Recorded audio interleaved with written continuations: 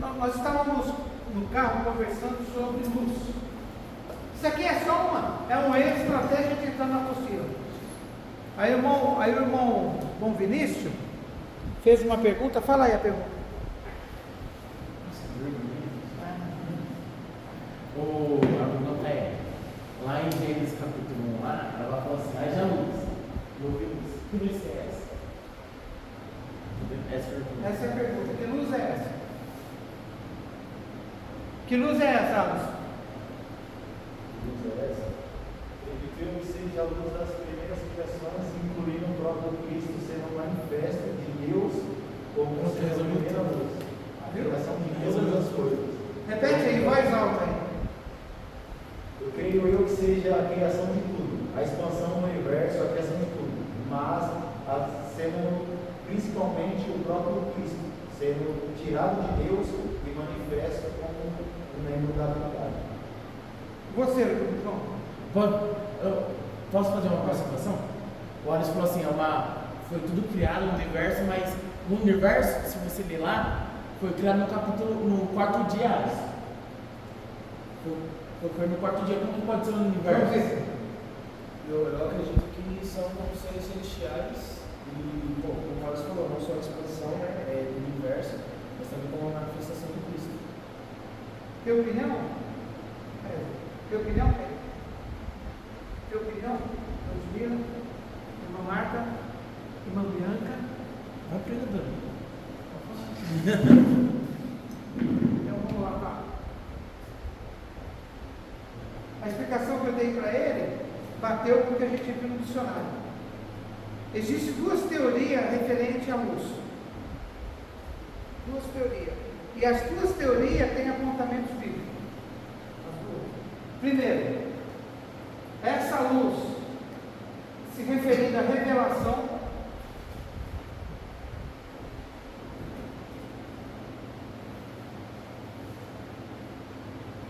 quando você fala assim, eu estou iluminado, é de luz, eu estou esclarecido,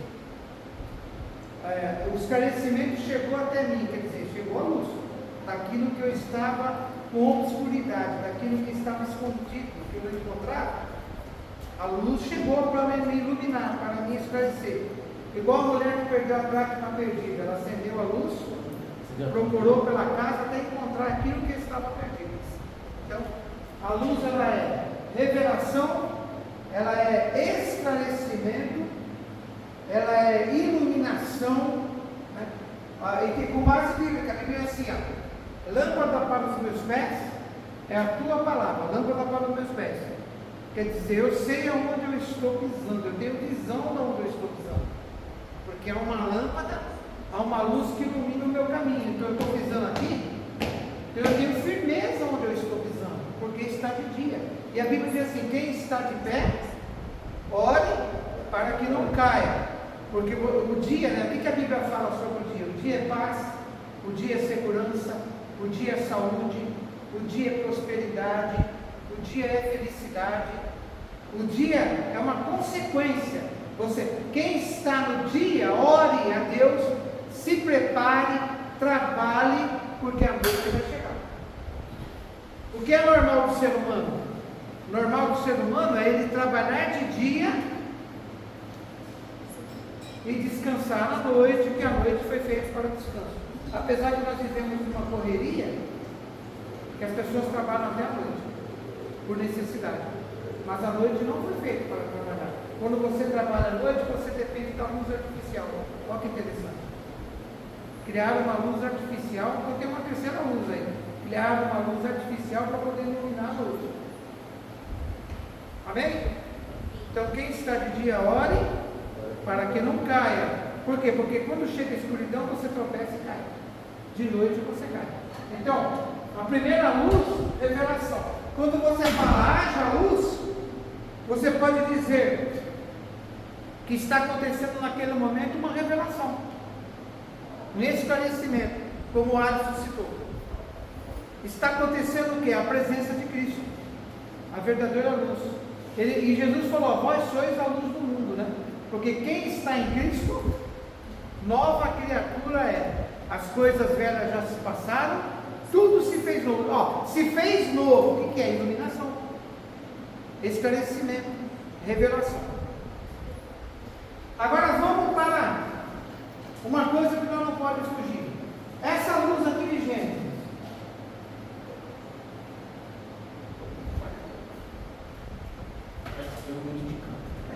Essa luz de Gênesis, existe os luzeiros, né?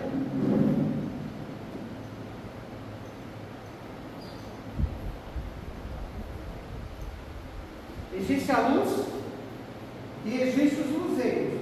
Quando você pensa em luzeiro, você pode colocar aqui a lua, o sol e estrelas.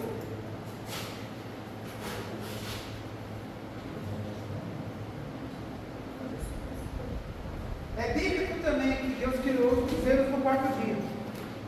Que Deus criou os luzeiros. Quando fala de luz, você pode ver lá que fala de expansão. Expansão, de expandir. Então existe a luz natural. Existe a luz natural. Embora a gente não vê o sol todos os dias. Você não vê o sol todos os dias. Tem dia que o sol está no prazo, né? É escondido. Mas o sol, ele é responsável pela luminosidade. É o astro que é colocado por Deus para iluminar o dia. E esse sol, ele faz o quê? Ele separa o dia da noite. Não é o dia das trevas, hein? Então é 2 tipos de escuridão e mais de um tipo de luz. 2 tipos de escuridão e mais de um tipo de luz. Mais de um tipo. Então, quando o sol nasce, a partir da meia-noite, que a gente não vê o sol nascer na meia-noite, mas à noite só é noite até meia-noite. Depois o sol ele já começa, de certa forma, a nascer, porque ele começa a raiar o novo dia. A Bíblia diz assim que a vereda do justo é como a luz da aurora, vai brilhando, brilhando, brilhando, até ser dia perfeito. Então essa luz, a luz criada por Deus, que é a luz que já existia antes dos luzeiros, já existia uma luz. Porque você não pensa no céu como um lugar de escuridão. Você não pensa no céu como um lugar de noite, é inconcebível. A Bíblia diz que no céu não tem noite. O próprio Cristo ilumina. Já leu isso aí? No céu não tem noite. Nós vamos para a Nova Jerusalém, lá não haverá noite, diz em Apocalipse. O brilho do seu rosto é como o sol ao Como o sol ao meio-dia, o brilho do seu rosto é como o sol ao meio-dia. O próprio Cristo é a luz das nações, diz a Bíblia. Que Jesus é a luz das nações. Então ele é a luz de esclarecimento, de revelação, e é luz mesmo, intensa. Ele é citado como o sol da justiça, né? Sol da justiça. Um dos nomes de Jesus, um dos títulos de Jesus é o sol da justiça. Então no céu não tem, no céu não tem trevas. No céu não tem luz, não tem noite. Aí me vem aquela palavra que eu preguei aqui na igreja, sobre o Espírito, irmãos. Lembra que eu falei que tudo tem aquele Espírito de Eclesiastes, que fala lá que o Espírito está inconsciente, abaixo do sol. Não fala que é acima do sol, abaixo do sol. O Salomão fala, tudo é vaidade de vaidade, tudo se encerra em vaidade. Ali é corpo físico.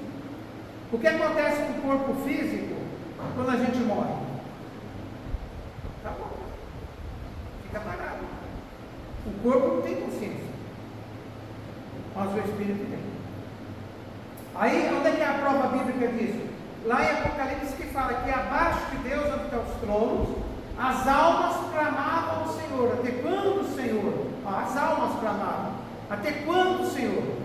Então a alma não é inconsciente. Quando ela morre, ela continua, porque a alma do homem é imortal. É isso que às vezes a pessoa confunde, né? O corpo é mortal, mas a alma é imortal. A alma e o espírito é imortal. A alma e o espírito não morrem. Quando nós falamos da morte espiritual, nós estamos falando do ser humano que peca. Ele peca tanto que ele pega o espírito, que é a porção de Deus que Deus deu para ele, e coloca numa prisão espiritual, e o espírito não se movimenta mais. A mente da pessoa está cauterizada. A Bíblia fala que tem pessoas que é como um sepulcro caiado.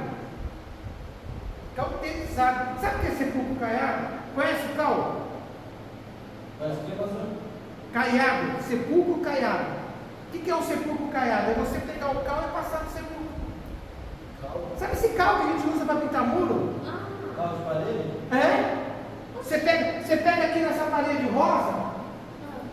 Se você passar o cal aqui, ele vai dizer que a parede é rosa, mas não é. É branco. Você passa o cal aqui, ele tampa o rosa, mas continua sendo rosa. Para deixar de ser rosa, você tem que descascar. O bom pintor sabe disso. Você tem que lixar. Você tem que tirar a cor velha, a cor antiga, e você passa uma cor nova.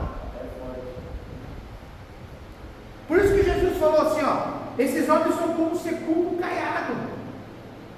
Tem uma aparência de santidade, mas o interior deles continua o mesmo, não mudou, não houve mudança. Se vier a primeira luta, vier a casquinha lá e descascar, a sujeira aparece. Então tem pessoas que a mente, viu que doutrina que você provocou na sua indagação? Tem pessoas que a mente está cauterizada. O que é cauterizada? Não pensa mais nas coisas de Deus. A alma, o Espírito está revelando para ele, olha, é pecado, não pode, não faz isso, não faz aquilo. Ele não tem mais sentimento, para ele mais nada faz falta. Ele dormir com uma mulher, dormir com duas, dormir com três, dormir com quatro, ele casar, divorciar, separar, ele, dormir com homem, ele dormir com animal, ele roubar, matar, as porcaiadas que você entender aí, para ele não faz mal. Nada mais faz mal para ele. É a mente cauterizada. Irmão, isso também é apostasia. Existe o pecado de apostasia que as pessoas falam na igreja. O que é o pecado de apostasia? É você praticar o mal sabendo que é mal e você continua na prática do mal. Você está apostatando na fé. E assim a pessoa fala, o pecado que leva o ser humano para a morte é a blasfêmia contra o Espírito Santo. Está certo. Mas esquece que existe outro pecado mortal, que é equiparado à blasfêmia, que é a apostasia. O pecado de apostasia também é tão grave quanto o pecado de blasfêmia. O que é apostasia? É você pisar em cima daquilo que você aprendeu. Uma vez que você foi iluminado, uma vez que você foi liberto, uma vez que a luz, a primeira forma de chegou para você a revelação verdadeira da palavra de Deus, você tapa ela, você esconde ela, faz como Adão fez. Quando Adão perdeu a primeira luz, quando ele perdeu a luz da inocência, a luz pura, ele se escondeu na moita. Aí Deus perguntou para ele, o que você está fazendo aí escondido na moita? Ali as trevas já chegou para ele. Ali as trevas já chegou para ele. Adão não conhecia as trevas, ali as trevas chegou para ele. Vou dar outro nome para trevas, hein? Isso agora é por minha conta. Subconsciência. Irmãos, que nós tivéssemos não conhecido a subconsciência. Que nós pudéssemos ser o Adão antes do pecado. Não ter consciência dos nossos atos. Porque tudo é inocência. Tudo fazia por ignorância e fazia por inocência. Então não era pecado, porque Deus não leva em conta o tempo da ignorância. Quando você peca na forma de ignorância, Deus não leva em conta o tempo da ignorância. Por isso que quando você aceita Jesus, os seus pecados são perdoados pela justificação da cruz de Cristo. Significa o quê? Pega lá. O que o sangue de Jesus faz? Ele chega no seu pecado e apaga. Quando você aceita Jesus como Salvador, você é um ser ignorante, sem iluminação, sem esclarecimento, não tinha o conhecimento das Escrituras. Então a Bíblia fala assim, que dos seus pecados não me lembrarei mais. Que Deus não leva em conta o tempo da ignorância. Então, como teologia chama sempre outra teologia, nós estamos falando dessa luz agora, justificação.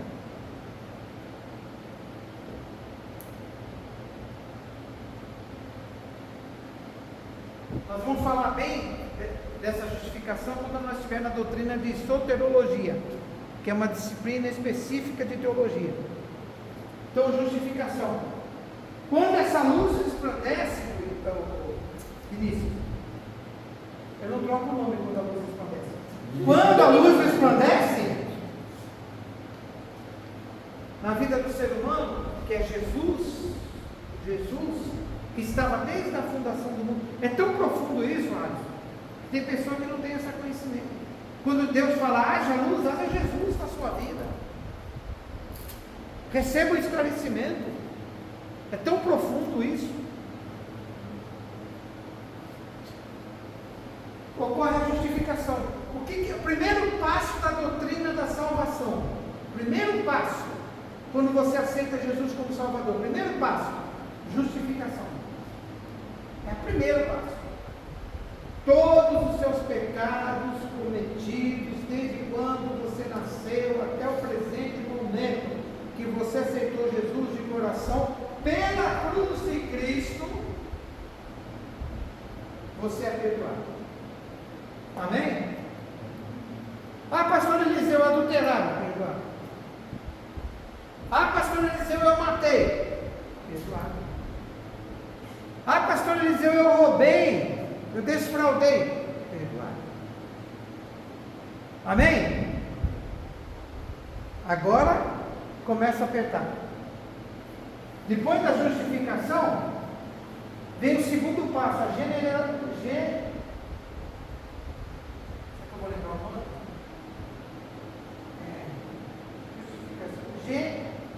Está aqui na cabeça, eu não estou conseguindo falar.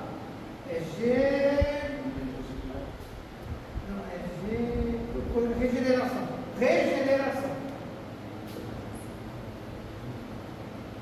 Regenerar.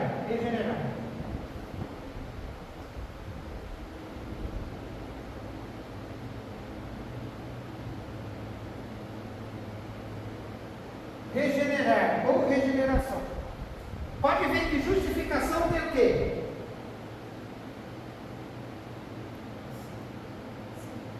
Já parou para pensar nisso aí? Justificação é baseada no quê?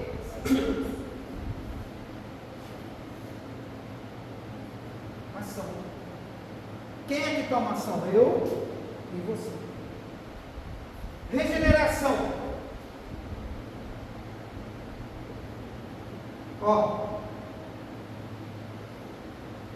Ação. Quem é que toma ação? Eu e você. O que é regenerar? Regenerar é o seguinte: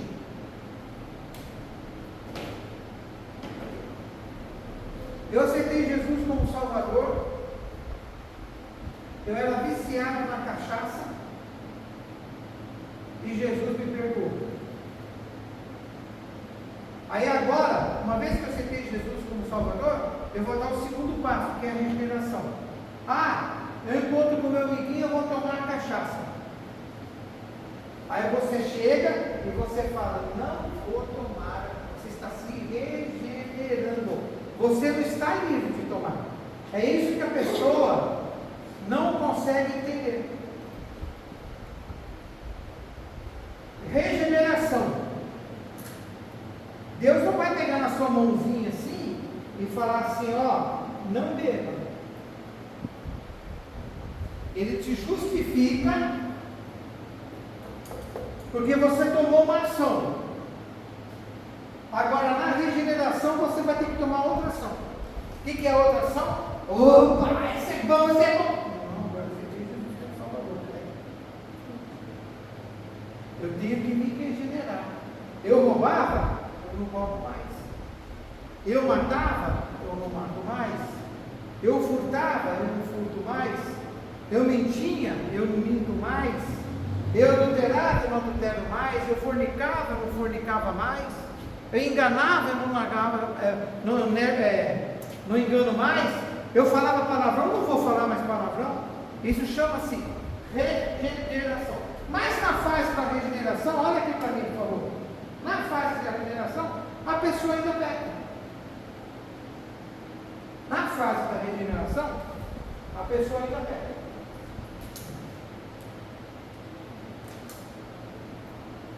Peca porque é gostoso. Peca porque é tentação. Peca porque é mortal. Peca porque é falho. Peca porque a Bíblia diz assim: enganoso é o coração do homem. Não é do meu próximo, é do meu. Maldito o homem que confia no homem. Maldito sou eu se confiar em mim mesmo, na força dos meus braços, e deixar a força de Deus de lado, e acreditar no meu próximo, conhecendo o mundo igual eu. Pois não. Sobre isso, tem muita gente que não enxerga esse versículo, porque acha que a gente não confiar, não é para a gente confiar na pessoa, na amizade. Mas esse versículo está falando da gente. Primeiro é a gente. É o ego pessoal. É você se olhar no espelho. De que se queixa os homens? Dos seus próprios pecados. Dos seus próprios pecados. De seus próprios pecados. A gente fala assim, né? Eu tenho que agradar a Deus. Está certo. Mas vamos mudar a pergunta? E Deus está se agradando de você? A pergunta seria essa. Eu, pastor Eliseu, tenho que agradar a Deus. E tenho que apresentar isso como culto racional. Está lá em Romanos capítulo 12. Mas se Deus está se agradando de mim? Está se agradando de mim? Será que eu estou sendo sincero dentro da igreja? Que o fato da pessoa estar na igreja não significa que a pessoa está sincera. Quantas vezes eu estou na igreja e não estou sendo sincero? Eu vejo uma coisa que o irmão Lucas faz que eu não gosto, mas eu não chego nele e não falo. O que é para falar e falo para outra. Eu faço fofoca, eu murmuro, eu fico com disse, me disse. Por que a gente não fala? A Bíblia diz assim: cada um fala a verdade com o seu companheiro. Se ele não gostar, se acerte, se for possível. Mas fala a verdade. Agora, por que ele fica? E a gente não fala a verdade para quem merece ouvir a verdade. Né, Ludmila? Por que eu não falo para você, né? Olha, Ludmila, eu acho que você chutou minha canela. Não gostei do que você falou. Por quê? Não, eu vou falar com a Henrique. Henrique, Ludmila, chutou minha canela. Por que a gente Por que o ser humano é assim? É o caso do Adão. Ele pecou e ele não foi homem de assumir o seu pecado. O homem gosta de jogar a culpa nas mulheres. Serve para nós casados. Como o homem gosta de jogar a culpa nas mulheres. Primeira coisa que o Adão falou com Deus: a mulher que tu me deste, ela é culpada. Culpada de quê, Adão? É a mulher que tu me deste. Foi ela. Diz que o problema do homem é a mulher, né? Não é nada. Uma piada que aquele pastor que faz gracinha de casal fala, Cláudio Eduardo fala, que o problema do homem foi quando Deus fez a mulher. Ele se encantou, ele babou quando viu a mulher, mas depois veio as consequências. Olha, Deus falou para ele assim: quem falou para você que você pecou? Aí o homem falou: a mulher que tu me deste. A mulher não fica por baixo não, hein? Aí Deus falou: é a mulher? Deixa eu conversar com ela. Eva, vamos bater um papo aqui agora. Você fez Adão pecar? Não, eu não. Quem fez foi a serpente. Olha o mesmo DNA, né? O homem não assumiu as suas consequências e a mulher não assumiu as consequências. O homem falou: é a mulher que errou, E a mulher falou: é a serpente que errou. Você vê como é que o ser humano é? A culpa não é minha, velho. Quem mandou vir na mesma questão? Né? A culpa, Vinícius, nunca é nossa. A culpa sempre é do pastor, a culpa é sempre do professor, a culpa é sempre do pai, a culpa é sempre da mãe, a culpa é sempre do marido, a culpa é sempre da esposa e a culpa é sempre do diabo. Quantas vezes a pessoa joga a culpa no diabo, né? Oh, mas esse diabo, hein? Mas você dá um lugar para ele, pô. O diabo só age na sua vida quando você dá um lugar para ele. Resistir ao diabo e ele fugirá de vós. Se você não resistir, né? Se você não resistir, você cai. Então, regenerar requer uma ação. Que ação é essa? Irmãos, é por isso, presta atenção, é tão difícil isso para mim como pastor, que eu estou falando agora, é tão difícil. Que mais sente isso sou eu, no público da igreja, de ter essa visão. Muitas pessoas que estão comigo não têm a mesma visão. A pastora não tem a mesma visão, o pastor Márcio não tem a mesma visão, o presbítero Alisson não tem a mesma visão, o diácono Vinícius não tem a mesma visão, a irmã Marta não tem a mesma visão da responsabilidade que tem o pastor. Quando ele for um pastor, quando o Lucas for pastor, quando o Alisson for um pastor, aí a coisa muda. Aí você vai entender o que eu estou falando. Presta atenção. Entra uma pessoa assim na igreja.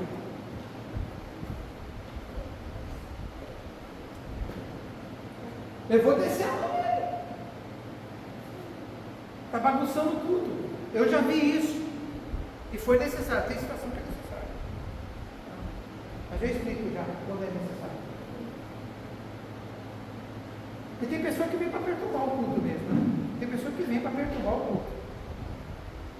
Agora, presta atenção. Vem o irmão para a igreja. O irmão senta, chora, ouve a palavra, quer se reconciliar. Poxa, vou dar um abraço nele. Coloco aqui na frente, abraço, vamos orar para ele, vamos ouvir ele. Quantas vezes Jesus mandou perdoar? Você já parou para pensar? Você já fez um estudo sobre isso? Nós poderíamos qualquer hora fazer um estudo aqui sobre isso. Tem um erro aí, hein? Não é só 70 vezes 7, não, é muito mais, hein? Tem um erro aí, isso aí foi por causa de Caim, tá? Quando você fala que você tem que perdoar o seu irmão 70 vezes 7, você tem que ir lá para a história de Caim. Que o Senhor podia falar: vou destruir Caim da face da terra. E o Senhor não falou isso, ele falou: eu vou abençoar Caim. E aquele que tocar no Caim vai se ver comigo. Mas eu vou deixar uma marca dele. Mas aquele que tocar no Caim vai se ver. É com isso que a gente tem que aprender. Tem que aprender lá na história. Jesus citou Caim, quando ele falou 70 vezes 7 vezes 7. Ele citou com base na história de Caim.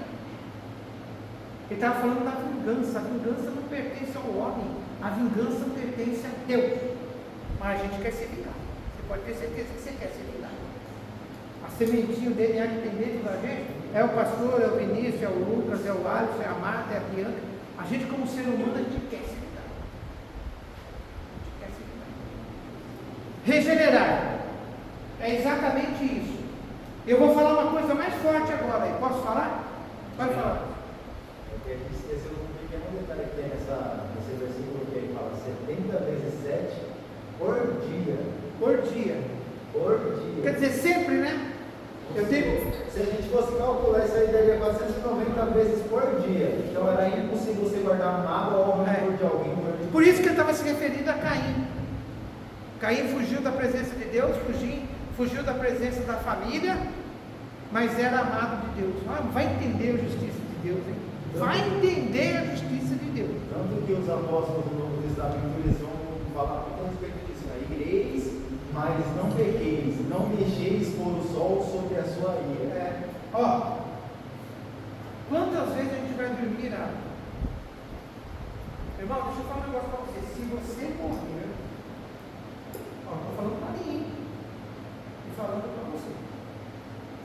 você morrer com raiva do seu irmão, você não entra no céu.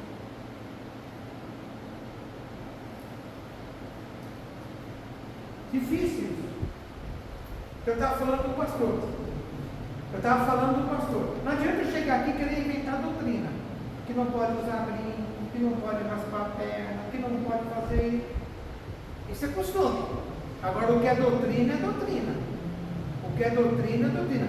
Perdão é doutrina. Amor é doutrina. Casamento é doutrina. Batismo é doutrina. O que é doutrina bíblica. Eu não vou querer inventar. Não existe é chamar doutrina do brinco. Não, existe costume de usar ou não o brinco. Existe costume de usar ou não a barba. Costume. Pô, se eu estou numa igreja que não aceita a barba, por que eu vou ser desobediente? Então eu procuro uma igreja que aceita. Eu não estou em pecado de usar a barba, eu estou em pecado de desobedecer uma regra da igreja. Porque a Bíblia diz que ficarão de fora os desobedientes. Então, se a gente aqui, se nós aqui, agora, fazer uma oração e falar, nós não vamos usar mais essa pochete aqui, mais essa case, porque ela é colorida. Vamos fazer um voto? É voto ou não? Vamos orar aqui agora? Vamos fazer um voto? Vamos. Então você vai aparecer com uma coisa colorida dessa na igreja? Não é pecado você usar isso. O pecado é você quebrar um voto que foi feito. Tem pessoa que não entende. Tem pessoa que quer doutrinar a igreja e não tem condição de doutrinar a igreja. Aí fica inventando história. Quantas pessoas sobem no púlpito da igreja na hora de doutrinar? A pau senta em vez de para sentar. Ele desce o pau, mas não sabe explicar. Fica criando doutrina. O uso do véu. Quantas coisas, o ósculo santo, beijar. Tantas coisas aí. E tem um monte de coisa que a Assembleia de Deus faz que não é bíblico. Tem coisa que você faz que não é pecado, mas não é bíblico. Tem coisa que você faz que é pecado e não é bíblico. Está entendendo a diferença? Mas nós fazemos tal coisa aqui, mas é pecado? A Bíblia proíbe? É assim que você tem que perguntar. É assim que quem estuda teologia tem que questionar. Nós fazemos isso porque é um costume ou é uma doutrina? Amém? Entendeu? Estamos entendidos? A Deus é amor, não aceita bigode. Não aceita. Eu vou lá com o bigode e vou provocar eles. Então não vou. Se eu quiser congregar lá, então eu tiro o bigode. Para eu congregar lá, eu tenho que arrancar o bigode. Para eu congregar lá, eu não posso usar gravata vermelha. Eles não aceitam.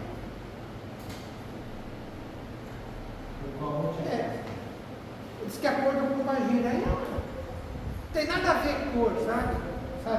Olha, se a gente entrar por esse lado aí, Lucas, por exemplo, as pessoas falam das igrejas de parede preta. Qual é o problema da cor preta? Vamos falar, vamos despir a nossa mente de assembleísmo. Vamos despir a nossa, agora nós somos estudantes de teologia, vamos despir a nossa mente de tradicionalismo. Vamos despir a nossa mente de radicalismo. Nós somos educados, somos formados de berço que não devemos pintar a igreja de parede preta. Então por que eu vou pintar? É uma tradição, não é um pecado, gente. Se a cor preta fosse pecado, então no luto, por que você usa preto? Então é idolatria. Aí morre uma irmã na igreja, morre um pastor famoso na igreja, que nem a bispa aquele que morreu, todo mundo vai de terno preto, idolatria. Por que eu não posso ir de terno branco no velório? Por que eu não posso ir de um terno azul no velório? Não, isso é tradição. A mesma coisa é a igreja pintada de parede preta. Agora pausa aí e respira. Agora você vai analisar o que a igreja da parede preta faz. Pastor, você está querendo dizer que não é o A cor. físico? Não é o físico, não é a cor. Agora vamos analisar o ambiente. Qual é o ritmo que é tocado? Qual é a música que é tocada? Qual é a letra que é tocada? O que está sendo invocado naquele momento? Se ali está sendo um momento de louvor ou está sendo uma discoteca? Se ali está sendo um momento de louvor ou está sendo uma balada? É isso que a gente precisa analisar. Amém? Quer dizer que se eu pintar a parede preta aqui, bom, se eu pintar, quer fazer um teste? Se eu pintar a parede preta aqui quinta-feira, no domingo os irmãos vão entrar aqui, vai dar a minha volta e vai sair. Aí eu vou perguntar assim para os irmãos, por que você saiu da igreja? Aí eu não tenho condição financeira de fazer isso, né? Seria uma lição para a igreja. Eu ia pintar de preto, aí outro culto eu pagava um pintor e ia pintar de roxo. Aí alguém ia chegar aqui e falar, não, eu estou num lugar que parece um caixão de defunto. Porque assim vira a cor com caixão de defunto. É capaz de eu pintar de rosa, alguém falar, esse pastor aí, não sei não, hein? Ele não é coca, é Pepsi. Fanta. Não, a mente do ser humano é assim. A mente do ser humano é assim. Então, ó, regeneração requer uma. O apóstolo fala assim: tudo eu posso, tudo, mas nem tudo me convém fazer. Amém, Carolina? Tudo eu posso, mas tem coisa que não me convém fazer.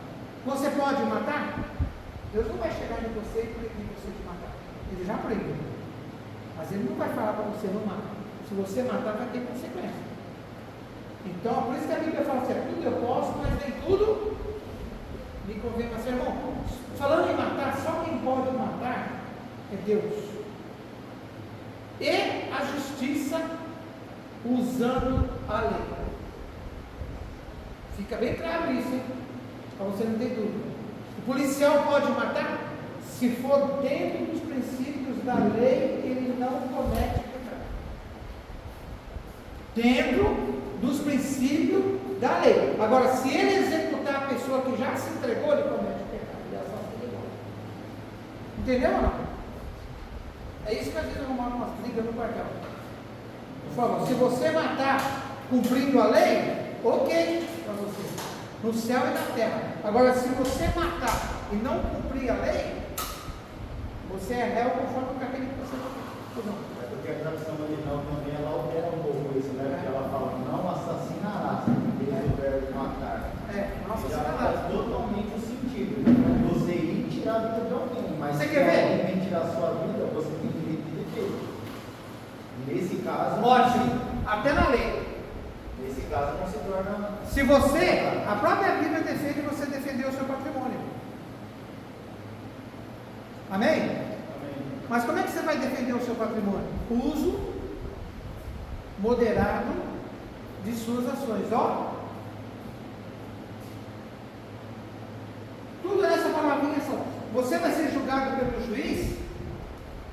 Não é porque você cometeu um crime. Você vai ser julgado pelo juiz pela ação que você cometeu. Matou é crime no Brasil.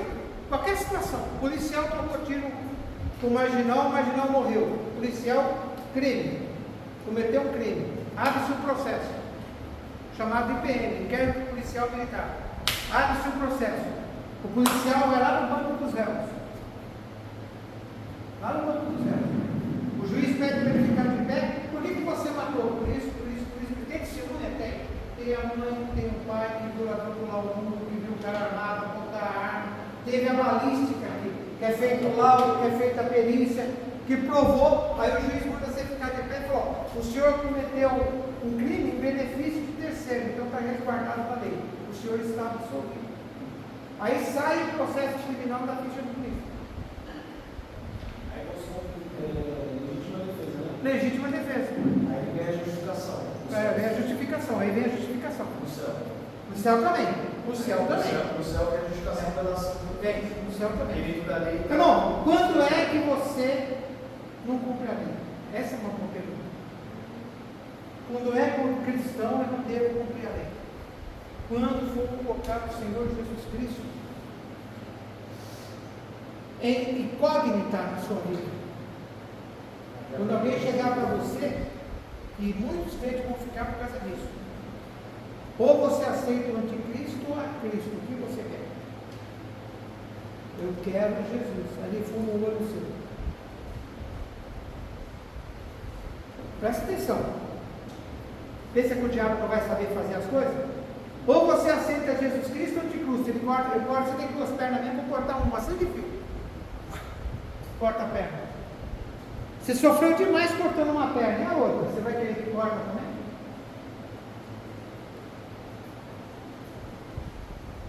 Só para a sua reflexão.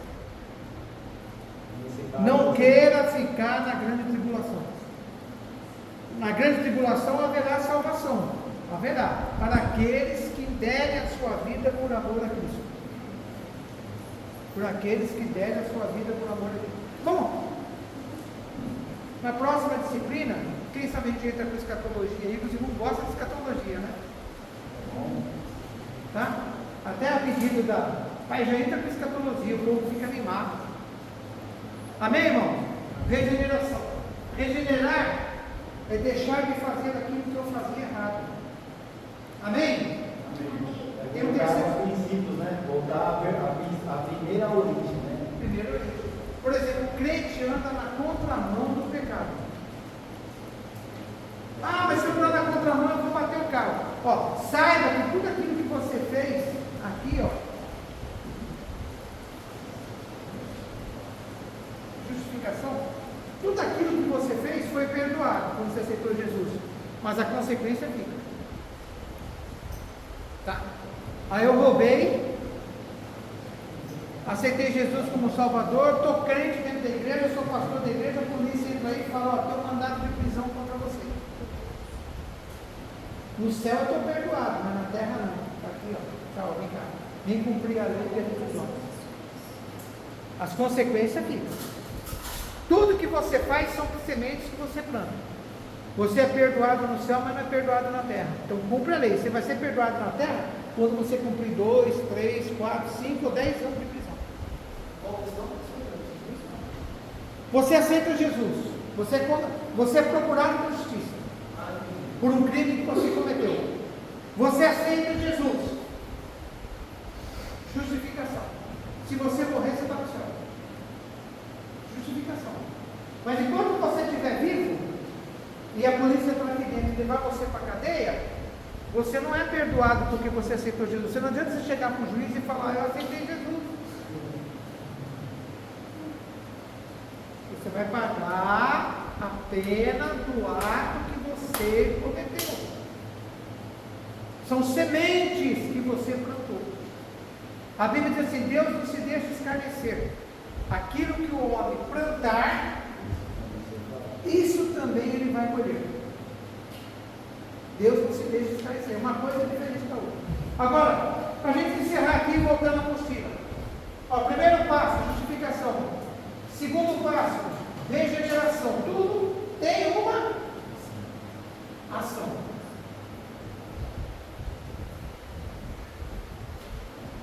Disse Jesus, em meu nome, vou resumir, expulsarão. Que demônios são esses? Espíritos imundos, doenças, influências. Demônio do alto. Eu aceitei Jesus agora, tem que expulsar da minha vida. Esses sinais seguirão os que crerem. Eu aceitei Jesus como Salvador. O demônio que me usava do alto. O demônio que usava eu para roubar. O demônio que usava eu. É sério isso, hein? Aí você pergunta, por que tem crente que cai endemoniado dentro da igreja? Porque ainda não expulsou o demônio. Não é só o demônio de terceiro, não, irmão. Você. Por que a gente tem uma mania de pregar? Vinde a mim todos vós que estáis cansados, oprimidos e sobrecarregados. sobrecarregado e eu vos aliviarei. Deus vai aliviar você. E você? E você que está pregando? E você que está usando o texto? Não precisa também não? Não é? É o primeiro. Primeiro eu tenho que limpar a minha casa. Para eu puder expulsar demônio de terceiro, eu tenho que começar a expulsar os demônios que me usavam. Bom, isso é sério. Deus não divide o espírito dele com outro espírito, através da regeneração. Quem deita com a prostituta, une a sua alma à prostituta, o seu corpo se transforma em templo da prostituição. Não é só ela. O corpo de quem deitou com a prostituta é templo da prostituição. Então, se eu deitava com a prostituta, eu aceitei Jesus, então através da regeneração eu não vou deitar mais. Olha que coisa séria para quem é casado. O camarada deita com a prostituta, a mulher dele deita com ele. Eu estou unindo o meu corpo, que é corpo da minha mulher também, portanto deixará o homem, seu pai e a sua mãe, unir-se a sua esposa, e serão ambos uma.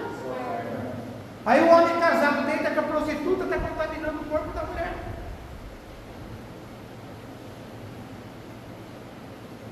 Então, ação, regeneração. Aí vem o outro, santificação. Esse é o mais sério e o mais difícil. Santificação. Santifique. Vou colocar aqui, né? Ação. Também tem o final de ação. O que é a santificação que a Bíblia fala? Seja santo, porque eu sou santo. E diz assim: sem santificação, ninguém verá Deus. Sem santificação, ninguém verá Deus. Irmãos, a santificação, o terceiro passo, é aquela pessoa que ele já consegue identificar o pecado à distância. Sabe? O que é isso? Você está na regeneração. Eu estou justificando, eu estou me regenerando, e agora eu consigo ver uma lanterna lá na frente dizendo para mim, ó, farol vermelho, ó, se eu for lá eu vou pecar, se eu for lá eu vou cair, então eu não vou. Isso chama-se santificação. Quando a pessoa chega nessa fase, a pessoa está pronta para ser arrebatada. Vou repetir. Quando a pessoa não fica com medo de santificação, hein? Você fala sobre isso, o crente fica com medo. Eu não vou me santificar, mas Deus vai. Irmão, fruto maduro não fica no pé. Quando o fruto fica maduro, o passarinho vem comer.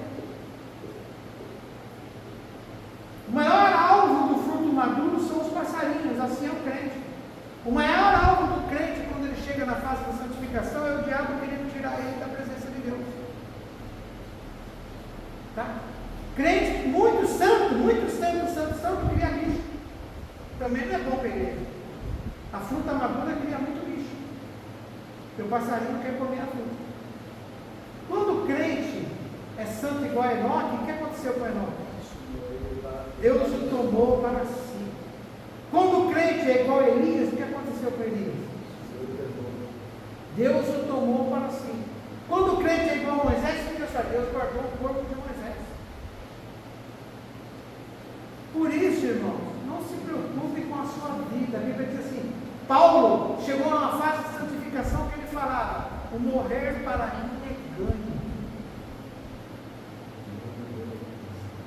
Você vê, o Paulo não tinha mais medo da morte. Ele falou: eu estou numa fase, eu já padeci tanto por Cristo, eu já fui tantas vezes preso, eu já me contentei a ganhar, a perder, sabe? Que o morrer para mim é ganho. A melhor coisa que tem para o crente é o crente estar apto para ser arrebatado, ou no arrebatamento coletivo, ou no arrebatamento individual, como Jesus chamar.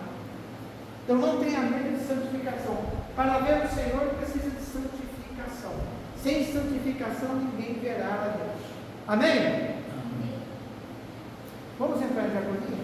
Mas e o salvo pela graça?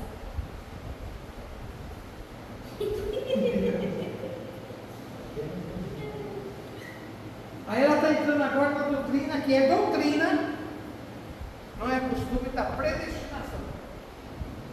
Para você falar salvo pela graça, você tem que falar da predestinação.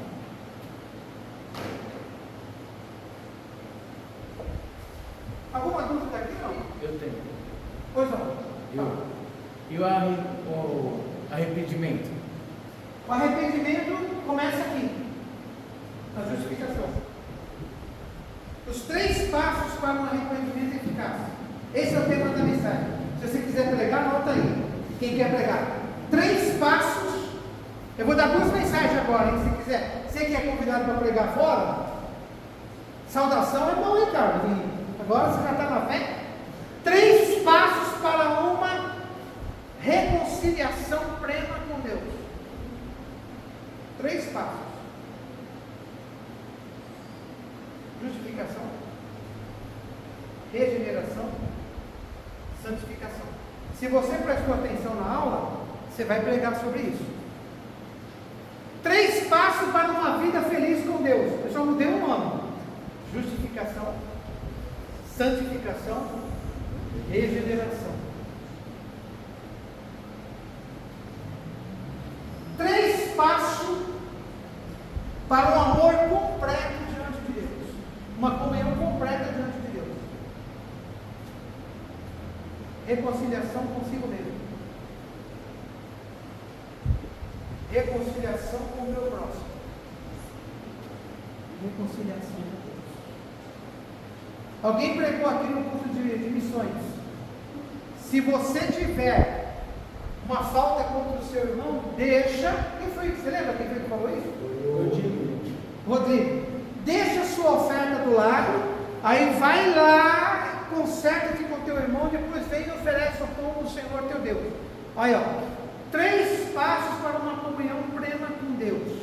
Primeiro, reconciliação consigo mesmo. Como é que Deus vai me usar? Quando tudo estiver bem comigo.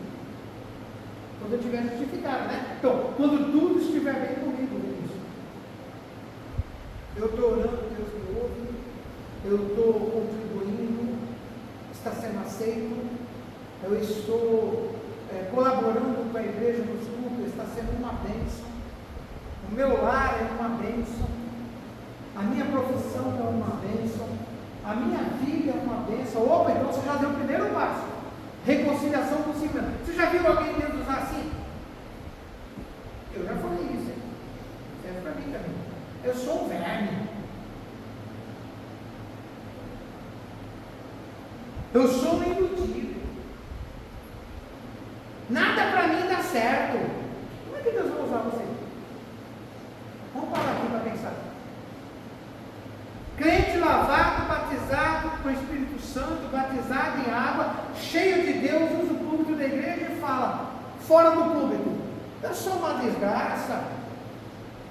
Comigo nada dá certo. Olha que palavra pesada agora, eu sou um azarado. Eu sou uma besta, quer dizer, tem bicho dentro de você. A palavra besta vem de bestial. Eu estou enfesado. Sabe o que significa a palavra enfesado? Cheio de fezes. Eu estou enfesado. É a pessoa que vai lá no banheiro 2, 3 dias, está cheio de cocô na barriga. É igual uma pocilga cheia de uma fossa, cheia de cocô. Estou enfesado. Ou então, outro significado também: tem um monte de feras dentro de mim. Estou enfesado, estou nervoso. Se é nervoso, eu tenho um monte de fera dentro de mim. Já pensou um crente falar isso? Então, o primeiro passo de uma reconciliação plena com Deus: reconciliação consigo mesmo. Primeiro passo, você tem que gostar de você. Você tem que acordar de manhã, chegar no espelho e falar: eu te amo, Eliseu. Eliseu para Eliseu. Eu te amo, Eliseu. Amor próprio. Eu sou um profeta, eu sou um vaso de Deus. Deus vai me usar. Eu sou importante para a obra de Deus. Isso é importante. Olha o que eu estou usando: importante para a obra de Deus. Porque Deus com você é Deus, Deus sem você é Deus. Então eu sou importante para a obra de Deus. Essa pessoa pensa que é a última bolacha do pacote, né? E se ele não fazer a obra de Deus, outro não vai fazer. Eu não sei. Engano. seu. Tá? Pastor Eliseu não é a última bolacha do pacote, não. Se eu parar, Deus coloca outra no meu lugar, mas a obra dele continua. Vai pensar que, eu vou deixar o meu lugar aqui. Se você deixar o seu lugar, Deus salva o macumbeiro, salva o feiticeiro, salva o ladrão, coloca aqui no seu lugar e a obra de Deus é feita do mesmo jeito, porque Deus continua sendo Deus. Em questão daquela palavra, né? Se ninguém clamar, as pedras clamarão. Como é que é? Se ninguém clamar, as pedras clamarão. As pedras clamarão. Mas a obra de Deus, meus filhos, não sofre ação de continuidade. Nós só somos diferentes aqui na questão eclesiástica. O pastor tem uma função, o diácono tem uma função, a irmã que lidera o grupo tem uma função. Mas diante de Deus nós somos todos iguais. O dia que a gente cair, Deus levanta outro e põe no nosso lugar. Mas a obra de Deus não sofre, estou arrepiando, a obra de Deus não sofre ação de continuidade. Se Deus falar para mim assim, Eliseu, acabou o seu tempo, vem, vou colocar outro no seu lugar. Pois não, senhor, fica à vontade. Escolhe aqui, quantas pessoas aqui para ficar no seu lugar. A obra de Deus não sofre ação de continuidade. Ninguém é melhor do que ninguém. São fases na vida da gente. Se hoje eu estou ensinando aqui, é porque eu me dediquei ao ensino, porque eu busquei, eu estudei, eu me aperfeiçoei, eu corri atrás. Eu paguei preço, viu, irmão? Eu paguei preço. Eu ia dormir 11 horas da manhã, levantava às 4 da manhã, ia para a faculdade quando saía do quartel para estudar, vinha dirigir culto fardado. Eu paguei preço para estar aqui hoje. Ensinando ele, paguei preço, paguei faculdade, paguei, investi para poder estar aqui hoje. Mas você conseguiu dinheiro aonde? Trabalhando. Consegui como? Trabalhando. Eu trabalhei, com o meu suor eu paguei o estudo. Só um livrinho aqui, né? Vai ver o preço que custa. Só um. Eu tenho um monte em casa. Vou ter que colocar para vender alguns aí. Bom, irmãos, Se quiser me dar um de graça, tá? Então, predestinação.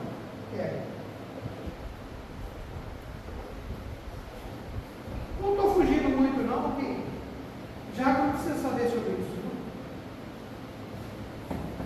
Eu sei que vocês querem adiantar a apostila, porque eu falei que nós vamos entrar em escatologia, né? Aí eu quero ver crente aqui da pirueta aqui dentro na aula de escatologia. E de Espírito Santo, então? Imagina, irmão, imagina falar do Espírito Santo. Se preparem. Imagina falar do Espírito Santo. Ele se faz presente como está aqui agora. Está sentindo ele aí? Eu sinto ele aqui. Eu sinto ele aqui. Eu sou muito espiritual para dar aula, né, irmão? Eu sinto ele aqui. Eu tenho visão de Deus quando eu estou dando aula. Eu sinto a presença de Deus. Por isso que quando tem certos assuntos que eu começar a lecionar para os irmãos fazem pergunta para mim, ele fala para mim, para, até aí, agora não compete mais a você. Aí eu paro de falar o que tem que falar. E a gente vai estudar, vai orar, vai pedir esclarecimento, porque é uma coisa que está nebulosa ainda. Pertence a ele. Aquilo que o ouvido não ouviu e que o olho não viu está reservado para o Altíssimo. E ele nos dará uma revelação no momento certo. Glória a Deus. Predestinação.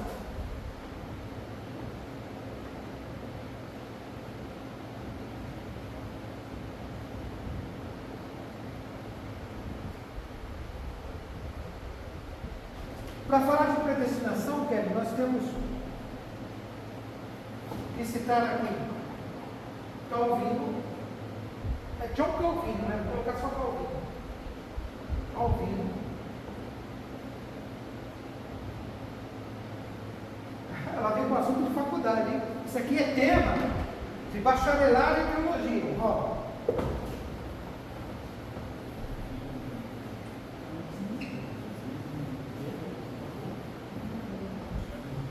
Calvino. Pastor, tá? John Calvino. Pastor. John Calvino. John Calvino. Arminio.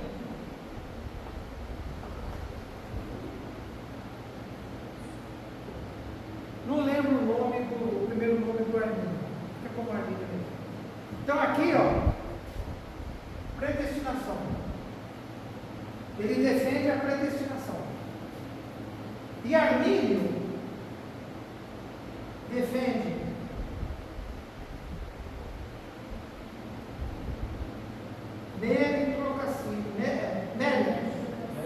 méritos. Então, salvação predestinada. Você está anotando aí que eu não tenho para você anotar. Então, João Calvino, tem outros, tá? Eu estou falando como a gente não está no bacharelado, então não adianta de ficar citando autores que são os principais. Nós estamos tratando os criadores das vertentes. Tá? Ou os pais, bem colocado, existem os pais da igreja. Tá? Ó, vertente. A predestinação, desde já eu já vou adiantar que igrejas que defendem a predestinação, Congregação Cristã do Brasil, igrejas que defendem a predestinação, alguns batistas, alguns metodistas, presbiteriana defende a predestinação, tanto que muito o que é falado na Congregação Cristã do Brasil tem um pé na presbiteriana, a não ser na parte pentecostal, né, que tem um pé nas Assembleias de Deus. Então, predestinação. O que é a predestinação? Quem defende a predestinação é o João Calvino. O João Calvino, não vou lembrar agora das 5 teses que ele defende, mas vou falar uma. Se lembrar aí, se não lembrar, me fala. A primeira tese que ele defende é a soberania de Deus. O princípio da soberania de Deus. O que é a soberania de Deus? Que Deus sabe de tudo. E que Deus conhece tudo. Esse é um princípio Inquestionável para todas as igrejas. Tá? Só que eles têm a forma de como acreditar nisso. Eles aplicam ela. Então tudo começa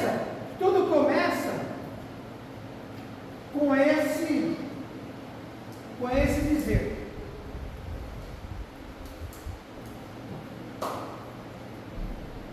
Vai embora? A soberania de Deus.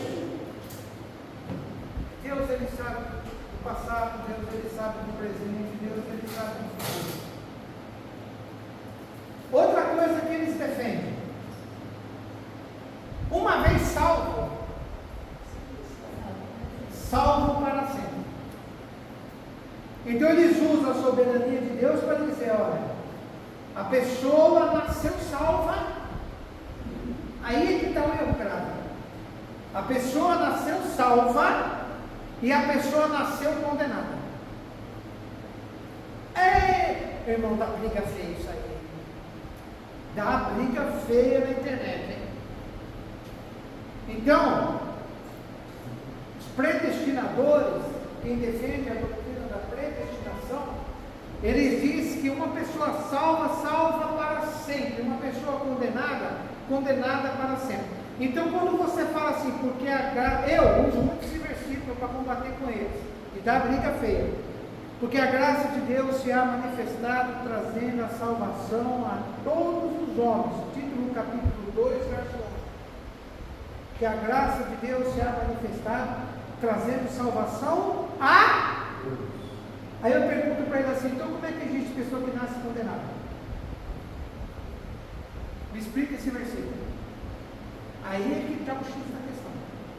Aí é que está. Eles falam assim que na soberania de Deus ele sabe se a Ludmilla é salva ou não.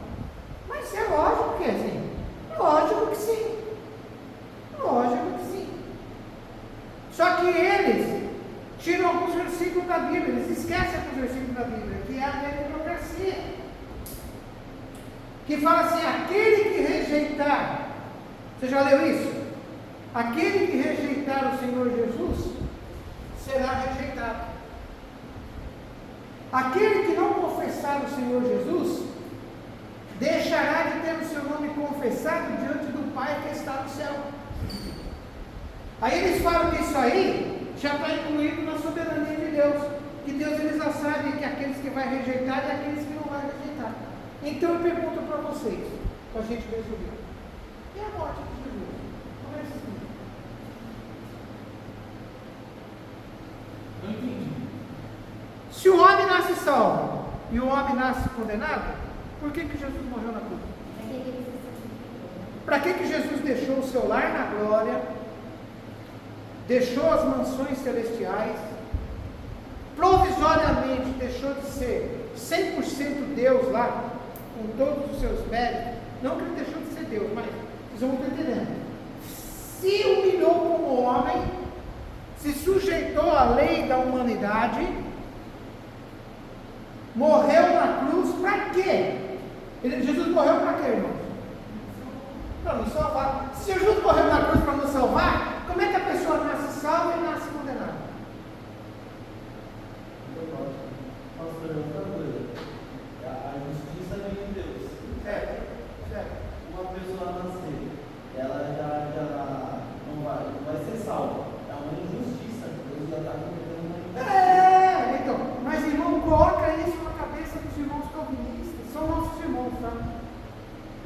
Quando eu entro em debate com eles, eu cumprimento eles com a paz, eu creio na salvação deles, eu separo as coisas. Os irmãos estão entendendo o que eu estou falando? Eu jamais vou desfazer do irmão da presbiteriana aqui dentro. Jamais. Eu jamais vou desfazer do irmão da congregação. Meu irmão, nós somos pentecostais. É meu irmão. Jamais eu vou fazer isso. Só que ponto doutrinário é aquilo que a gente fala, ó, futebol a gente não se discute, religião a gente não se discute, e política a gente não se discute, que dá morte, dá guerra e por aí vai. Né? Se você não tem condição de, olha, aí fica com macete, se você não tem condição de discutir com o testemunho de Jeová, não discute, que você vai perder. Se você não está preparado para discutir com o adventista, não discute que você vai perder.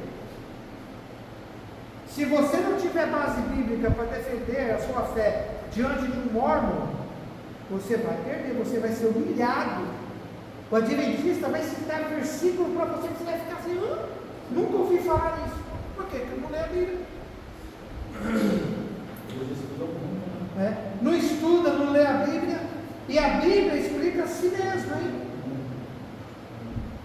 E você pode usar uma Bíblia, você pode usar um versículo da Bíblia para defender o seu erro, se você tiver um poder de manipulação. Todo pastor de verdade tem poder de manipulação. Eu posso manipular os irmãos para o bem, eu posso manipular os irmãos para o mal, dependendo do que eu falo no público da igreja. Usando a Bíblia. Usando a Bíblia. É igual Satanás fez com Jesus. Né? Igual o Satanás fez com Jesus. Exatamente. Exatamente. Então, ó, resumindo, Kevin, a salvação pela graça, nós assembleanos, tem irmãos assembleanos que crê na predestinação. Tá? Poucos, mas tem. Vamos dizer assim, de 100%, 95% crê graça através de mérito.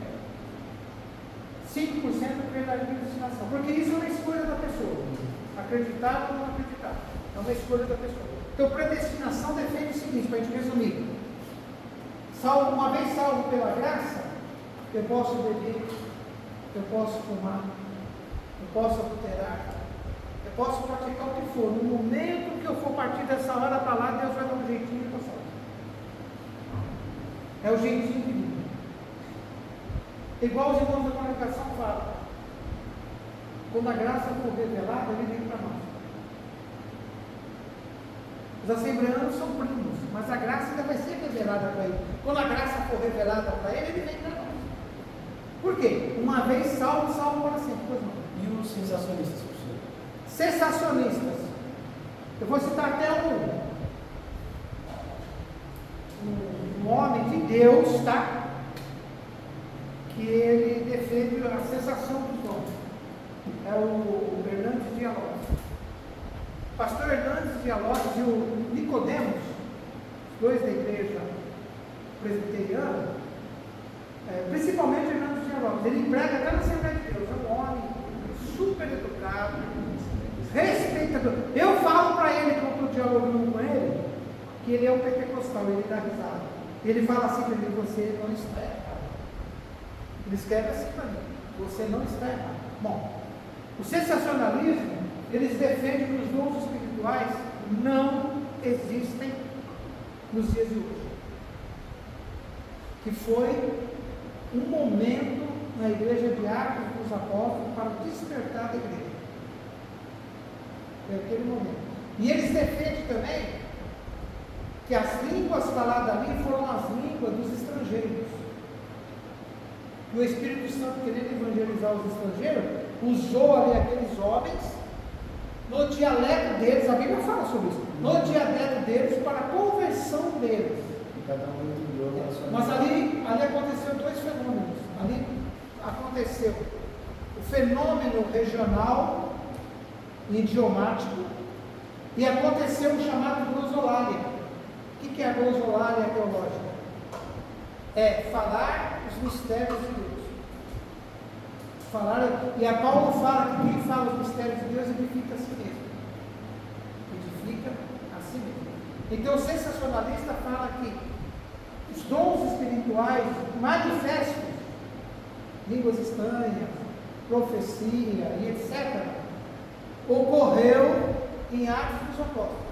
Exclusivo, foi uma exclusividade na igreja de Atos dos Apóstolos. Depois cessou, depois parou. Não tem mais necessidade nos dias de hoje. E hoje, o dom espiritual de você falar em outras línguas, você estudar inglês, você estudar espanhol, você estudar alemão, e você como um funcionário falando mais de um idioma. Então não precisa o Espírito Santo entrar em você e usar você em alemão, não precisa o Espírito Santo usar você em hebraico, porque hoje tem escola que te prepara a tradução. Então isso é sensacionista. Kelly, uma vez salvo, deu para entender, Kelly? Salvo para sempre, salvo pela graça. Agora aqui, irmãos, ó. 9 horas. O nosso café está ficando, né? Ó.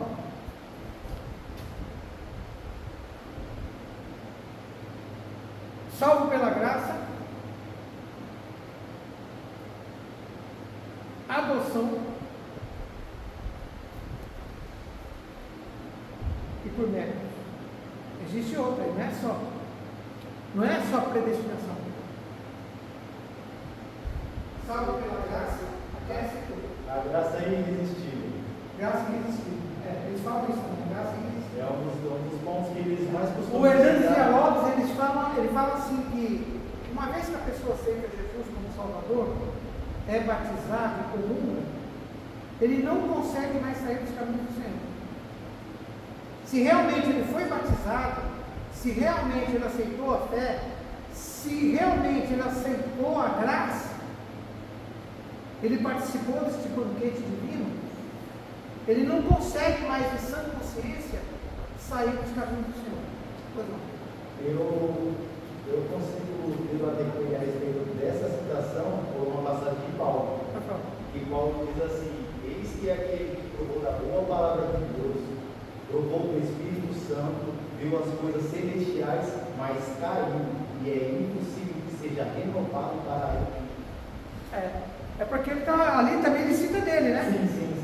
Ele Mas cita ele dele. citou muito isso. Ele cita muito isso. Ele queria dizer assim, ó, eu, Paulo, servo do Senhor, escravo da orelha furada, como a gente falou aqui, eu nunca vou deixar essa graça.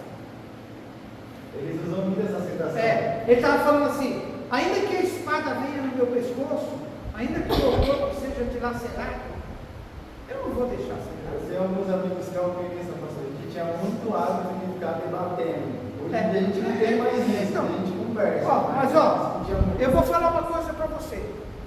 Está com os ouvidos aí, né? Eles não estão totalmente errados. Aí eu vou defender minha tese. Sobre a graça irresistível? Eu vou defender minha tese agora. Eu também acredito um pouco na questão disso. Eu sou assim, ó. Eu não sou calvinista. Mas também não vai arminiano. Eu não sou arminianista 100%. Eu me considero semi-calvinista. O meu sogro também. Meu sogro não fala que não, mas eu falo, você fala que dentro da igreja de Deus tem um povo. Então como é que você não defende o calvinismo, rapaz? Aí te bate boca. Ele fala, olha, dentro da igreja de Deus tem um povo. Fala, olha, Calvino. Aí como ele não estudou teologia, ele não sabe o que é Calvino e Arminio, você está me humilhando, rapaz. Você é calvinista, ele fica bravo. O que é calvinista? Eu falo para ele. Você fala que uma vez salvo fala, não, o sangue de Jesus tem poder. Não é isso que eu estou falando. Então ele faz uma confusão. Então tem muitos irmãos dentro da igreja que fazem essa confusão. Irmãos, assim, ó, eu vou te falar para você o que eu acredito. Deus tem uma obra com João Vitor. Então ele fala assim, olha, João Vitor, eu tenho uma graça irresistível. E eu quero que você prove desta graça irresistível. Aí o João, ele toma o cálice da graça irresistível. Ele toma.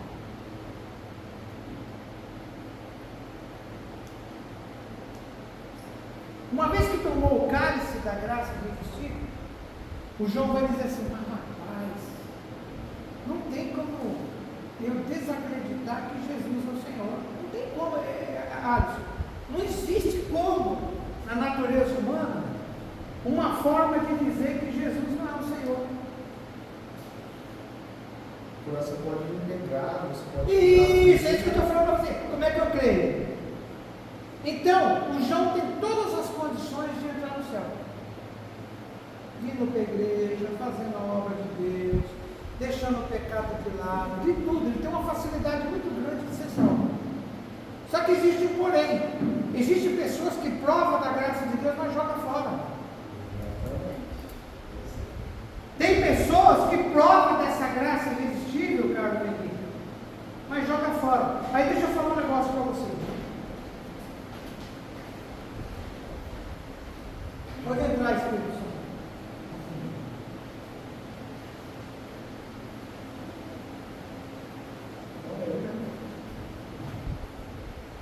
A pessoa aceita Jesus, sabe? Prova a graça irresistível. É liberto pela justificação. Entra pelo caminho da regeneração. Consegue galgar os passos da santificação.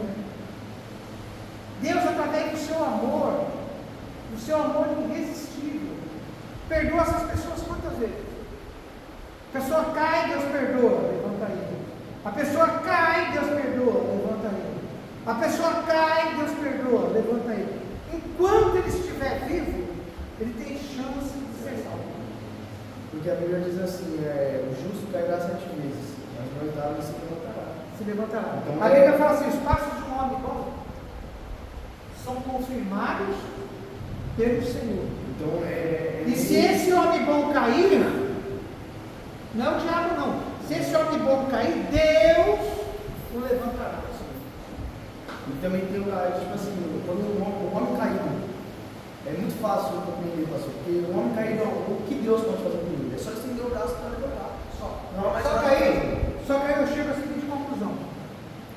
A Bíblia diz que o avisado vê o mal, e o que ele faz quando ele é avisado do mal? Ele se esconde. Então você provou a graça irresistível, você provou o dom de Deus. Olha só, gente.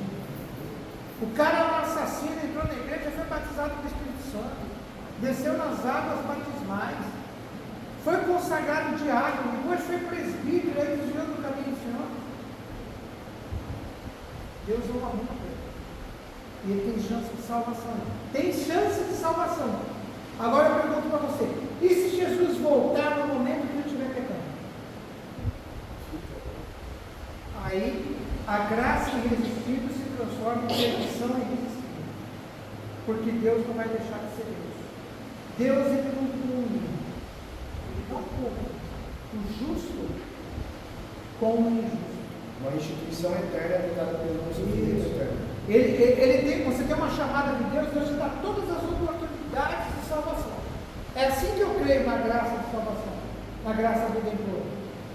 Deus te dá a oportunidade de todos os tipos para você ser salvo, até no momento da morte. Arrepende dos seus pecados? Eu me arrependo.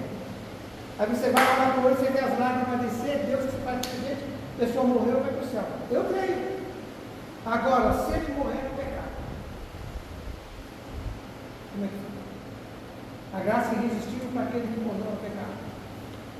A respeito dessa graça irresistível, eu também sou meio parcial. Eu acredito em algumas teses que eu acho irrefutáveis, como a primeira que o senhor citou, a respeito da soberania de Deus. Isso é uma não tem discussão. É irrefutável. Para qualquer segmento do cristianismo, ele é irrefutável.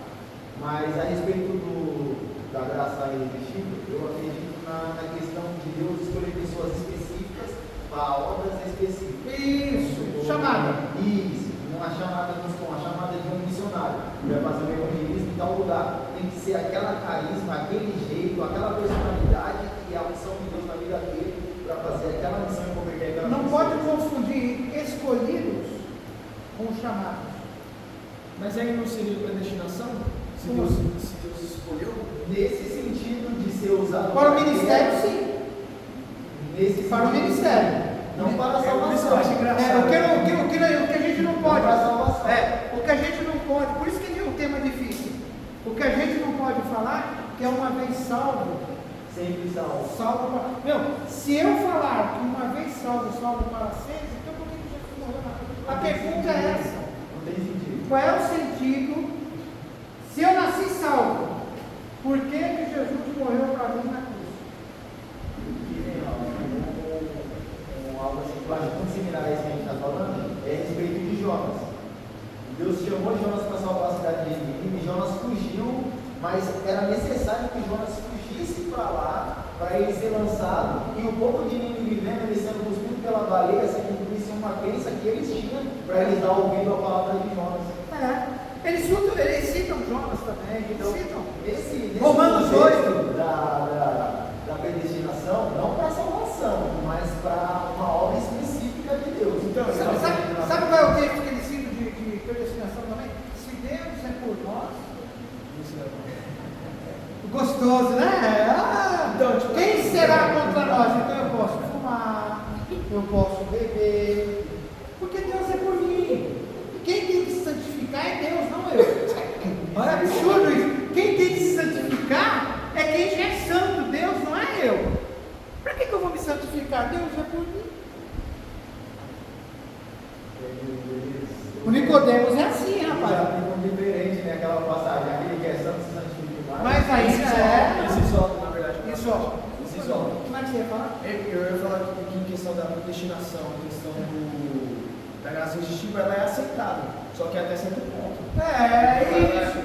Então, para a gente resumir. Paulo fala, né, que é crescer na graça e no conhecimento. Isso. Entendeu? Então tudo a gente deve usufruir, só que até certo ponto. Tudo que vem demais prejudica. Então nós podemos concluir aqui assim, uma predestinação com méritos. Uma predestinação com escolhas. Né? Porque Deus não vai se escarnecer, como eu falei, Deus não se deixa escarnecer. Aquilo que o homem plantar, ele vai secar. Eu dou para você a salvação, eu dou meu filho para você, que verteu o sangue na cruz do Calvário para você.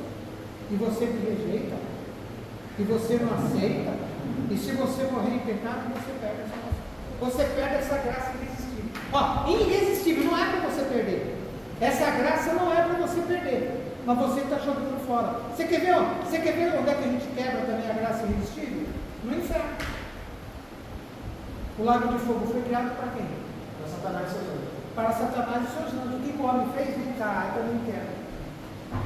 Todo aquele que não foi encontrado no livro da vida foi lançado no lago de fogo, onde foi lançado Satanás e os seus anjos. Onde já estava o falso profeta e a besta.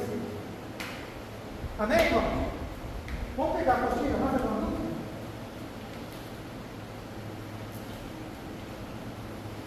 Nós temos 4 terça-feiras.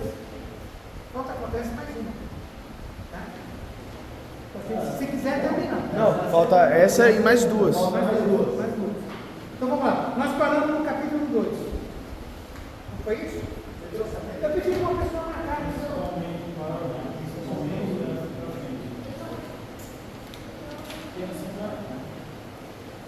Aqui, isso é importante.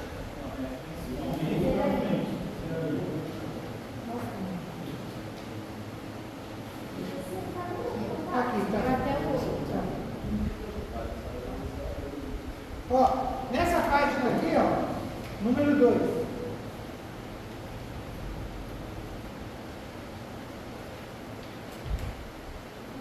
É importante salientar, eu vou voltar um pouquinho para a gente poder entender.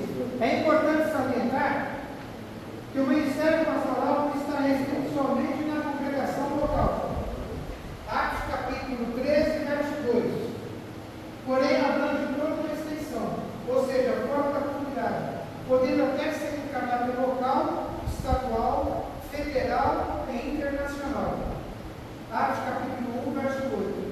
Principalmente nos dias atuais, o pastor executa atividades locais, onde precisar de acordo com a necessidade da obra. Irmãos, existe no ministério, não é o nosso caso ainda, que existe o pastor de missões, que existe o pastor de evangelismo, que existe o pastor de diaconia, que toma conta de diáconos, que existe pastor de rádio, televisão e mídia, que existe o pastor de comunicações públicas, que ele faz a parte do ministério grande, tem um pastor, por exemplo, que alguém precisa defender um ato errado que aconteceu na igreja, a imprensa cai em cima. A imprensa cai em cima. Mas é certo o que aconteceu aí na sua igreja? Então existe um pastor que é formado em comunicação, em relações públicas, ele se prepara com as regras da igreja para poder informar a imprensa. Porque nem sempre, às vezes, o pastor titular, ele tem aquela facilidade de conversar com o repórter, os caras cutucam. Nem sempre ela tem condição. Porque é melhor você sair pela tangente. Ele fala assim, eu não tenho essa resposta agora, eu vou estudar a sua pergunta e depois eu faço uma nota para a imprensa. Principalmente os escândalos que acontecem aí. Então, nesse caso, acontece o quê? Precisa dos diáconos suprir a ausência do pastor. Se o pastor vai fazer uma viagem, se o pastor vai fazer uma visita, se o pastor, por exemplo, o pastor Napoleão Falcão, ele é pastor presidente da igreja de Goiás,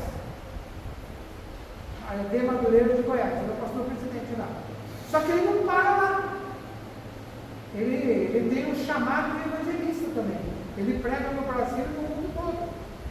Então o segundo dele é o pastor, na verdade, o pastor presidente acaba sendo o segundo que responde por ele, o segundo e o terceiro. Então tem igrejas que têm uma estrutura. Então é importante que esses diáconos e esses cooperadores estejam à altura para suprir a ausência do pastor.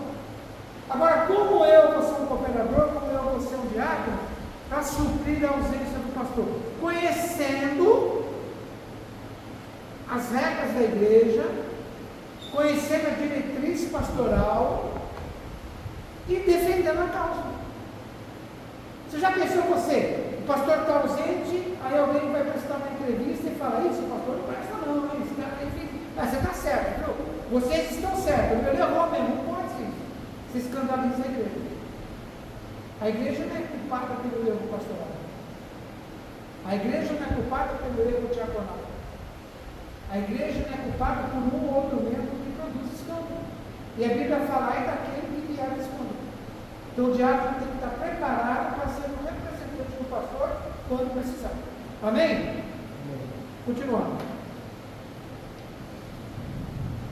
Obra, ou envia o seu representante direto, presbitério ou diácono, de acordo com a necessidade, respeitando o conhecimento de cada pessoa. Pois o pastor está à disposição do ministério, podendo ser transferido ou substituído a qualquer momento, e etc. Isso aqui é verdade. O pastor Pedro era pastor aqui. Ok, ele passou para mim. E eu vou ficar quanto tempo? Não sei. E se eu passar para o Atos? Então eu tenho que ter um corpo de obreiros fixo na igreja.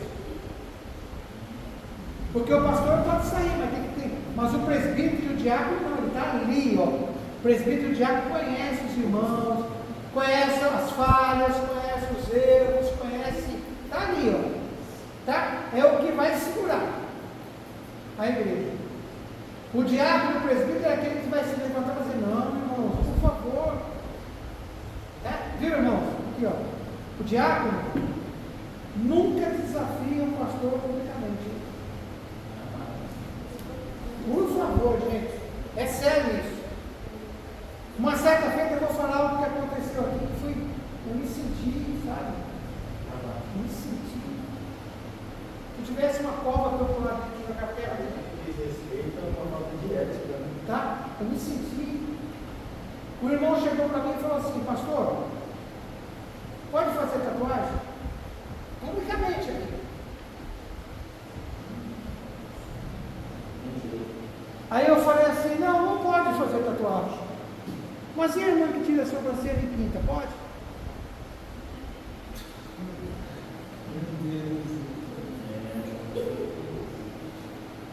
Testando o pastor, gente. Obreiro da igreja testando o pastor. Uma dúvida que é para ser tirada no particular. Até algumas perguntas bíblicas você tem que saber fazer, porque senão você quer testar o conhecimento do pastor na frente do culto. E se for uma palavra que ainda eu não posso falar para a igreja, que a igreja não está preparada para ouvir. Eu vou falar uma coisa aqui para vocês, só falar, não vou entrar no mérito, hein? União está. Pode ou não pode? Não vou entrar no mérito. É só para você ficar na curiosidade.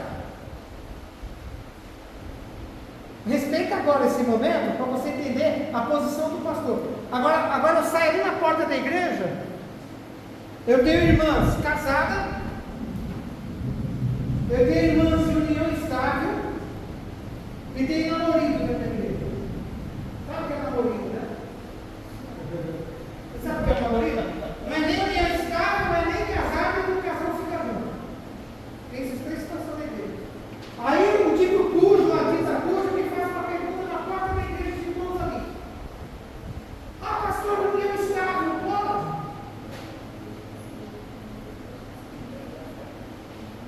Eu sou camarada, né? Eu não vou deixar a pessoa sem informação, mas vou dizer, não, no momento apropriado, só o obreiro que eu estou falando. Mas se pega um obreiro que não tem estrutura, aí vai e ridiculariza ele publicamente. Amém? Por exemplo, sobre dízimo. Eu ainda vou dar um estudo para os irmãos sobre dízimo. Dízimo é Bíblia no Novo Testamento, viu? Tem pessoas aqui que acham que não. Mas é Bíblia. Jesus não falou que não era para dizimar. Ele falou do cominho, da hortelã, e entre linhas ele falou sobre o dízimo. A gente vai estudar ainda, porque o dízimo é antes da lei. Quando é que surgiu o dízimo? Eu acredito que seja quando Abraão ofertou. Tinha lei? Não tinha. E por que Abraão dizimou? Começa por aí o estudo. Ah, o dízimo é da lei. Aí você pergunta para a pessoa que fala assim, o dízimo é da lei? Então por que Abraão dizimou? Se não existia lei na época de Abraão. Você viu como é que tem muita coisa que a igreja não sabe ainda? Porque a pergunta é essa, por que Abraão dizimou para Melquisedeque? Tem a questão de Melquisedeque, quem era Melquisedeque? Por que Abraão dizimou para Melquisedeque se ainda não existia lei? Que o dízimo foi criado lá, ora, 12 tribos em Israel, 11 vão trabalhar. A tribo de Levi não vai trabalhar. As demais tribos vão dizimar e sustentar a tribo de Levi. Levi é proibido trabalhar no serviço material. É só no templo. E as outras tribos vão dizimar para sustentar Levi. Aí alguns irmãos falam assim, ah, mas isso era só na época da lei, no Antigo Testamento, no Novo Testamento não pode. Então no momento certo a gente vai falar sobre isso. Amém? Amém? Apenas vou falar assim, Jesus falou, está preocupado com o dízimo se você esquece da hortelã e do domingo? Jesus, ele abriu o leque. Quando fala lá em Coríntios 9:6, cada um contribua segundo o propósito do seu coração, significa que tem pessoas que têm vontade de dar mais do que o dízimo. E tem gente que ensina que a ordem é 10%. Se você quiser dar 20%, não pode. Aonde está escrito que não pode? E se a pessoa quer fazer um voto, não convém fazer voto que você não possa cumprir. Mas se a pessoa quer fazer um voto e entregar o salário, quantas vezes a pessoa fala isso na igreja? Irmãos, ora por mim. Teve uma irmã aqui que fez isso. Aqui, ó. Nessa igreja. Ela não está aqui agora. Nem está vindo no escudo mais. Mas ela fez aqui. Veio aqui na frente, pediu oportunidade para dar um testemunho e falou: pastor, os irmãos oram por mim que se eu conseguir um emprego X, meu primeiro salário eu deposito aqui na igreja. Irmã, não é isso mesmo. Eu estou falando aqui na frente. Eu deposito aqui, a igreja levantou, fizemos um clamor e não arrumou emprego. Eu pergunto para você, cadê? Eu falo no altar, o altar cobra. É melhor não falar. A Bíblia fala assim: é melhor não votar do que votar e não cumprir. Está bem? Vamos continuar. Aqui, ó, Atos capítulo 6, eu vou ler o parágrafo de baixo. O diácono deve ser fervoroso e obediente e não autoritário. Alguém tem dúvida disso? Não. Irmão, ninguém é obrigado a ser obreiro na igreja. Nós somos voluntários. Pastor é voluntário. Eu não sou obrigado a ser pastor, presidente da igreja. Tanto que eu posso, a qualquer momento, fazer uma reunião com vocês e falar: estou entregando o meu cargo. Escolhem entre vocês um irmão para assumir a presidência da igreja. Aí eu faço uma reunião, não tem ninguém que quer. Faço a segunda reunião, não tem ninguém que quer. Só que eu não sou bom, eu vou registrar, né?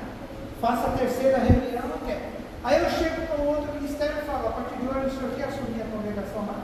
Vou para o cartório e eu faço a igreja. Isso aconteceu aqui na época do pastor Pedro.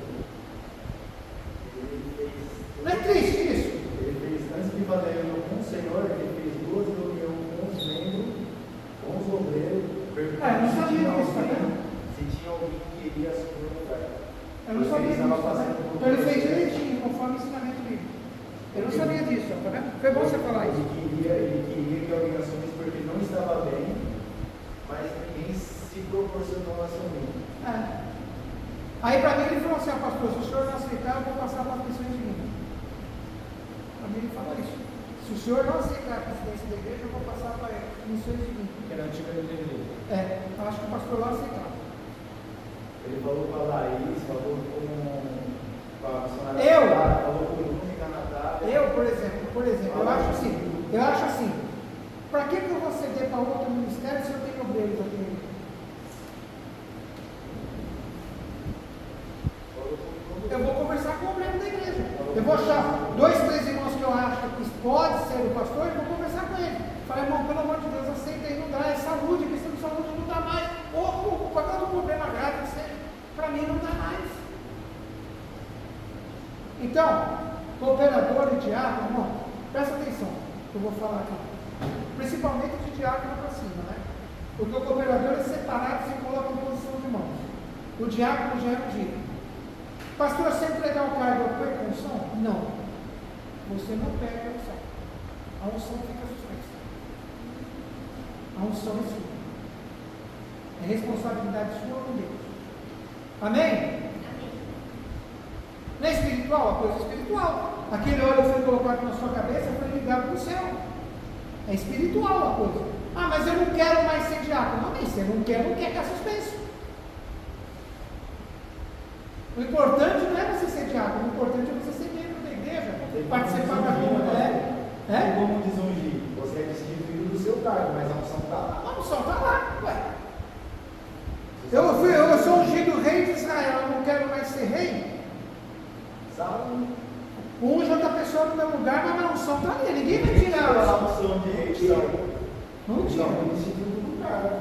Você não vai ser mais rei. É espiritual isso aí. Ninguém vai tirar essa. E eu tenho uma palavra sobre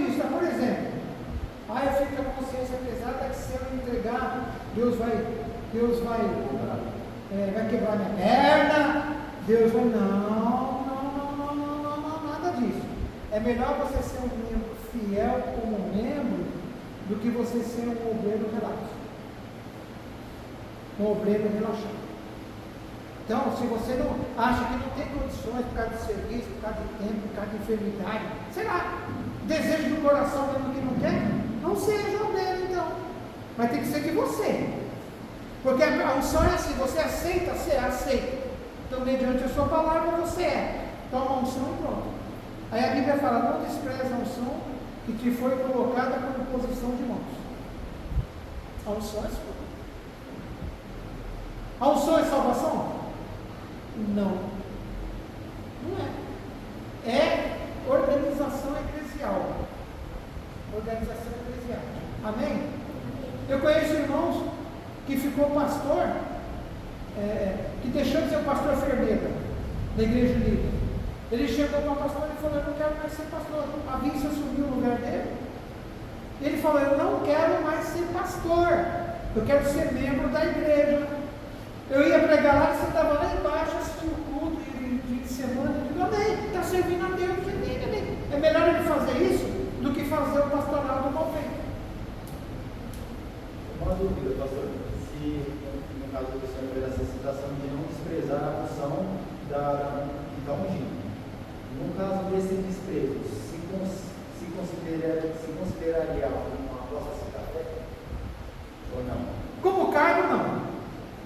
Mas pelo desprezo à função. Não. Ele poderá, vamos dizer assim, ele vai ser cobrado? É dele com Deus. É dele com Deus. Cada um examina si mesmo. Mas ele se enquadraria nesse caso, não? Não. Apóstolo da fé é questão de salvação. Cargo não. No céu, irmãos, não tem cargo. Deixar bem claro bem isso. Olha só, aqui entra numa questão importante, pastora, né? Tão mal falada aí fora, não é? Pastor é cargo masculino, né? Cargo feminino. Tão mal falado aí fora. Aí eu perguntei para o irmão, num grupo de debate, mostra para mim na igreja que pastor vai entrar no céu.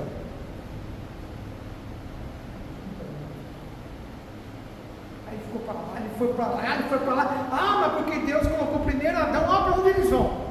Que Deus colocou primeiro Adão, Deus levantou Adão, aí colocou a mulher para ser auxiliar, não para ser o cabeça. Olha só como é que foi, né? Eu falei, não, irmão, para um pouquinho. Pastor é pessoa ou pastor é título? Foi a segunda pergunta. Ele título. Eu falei, título entra no céu?